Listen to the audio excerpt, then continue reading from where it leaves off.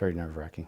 Jim Brown's a techie guy and protective too. Cameras surround his home in Imperial. So I got a notification that there was motion on the property.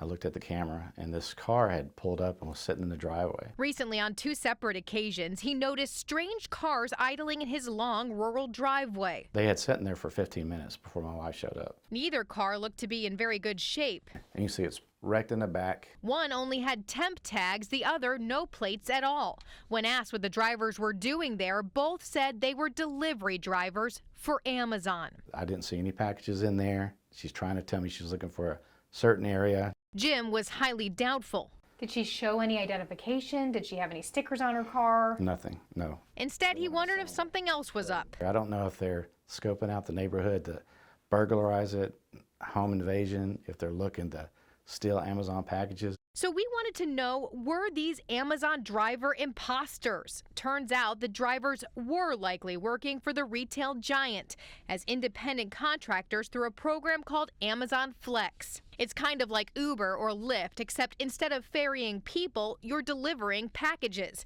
in your own car and on your own time.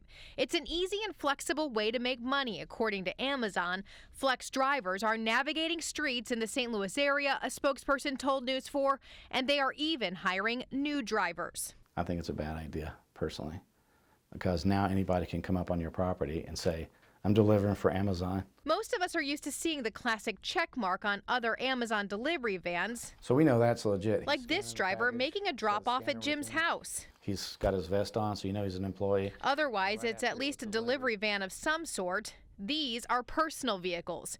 Jim says he's just not a fan of Amazon Flex. It's weird that they're having people do this in their own cars.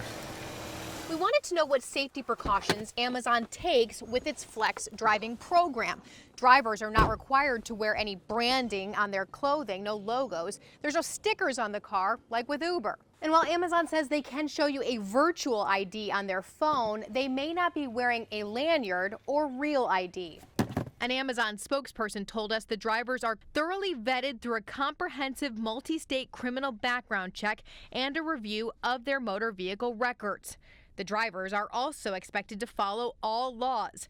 Remember, the one driver at Jim's home didn't have any license plates on her car. Amazon says they've addressed that with the driver. Even with all that, Jim says he's still a little concerned.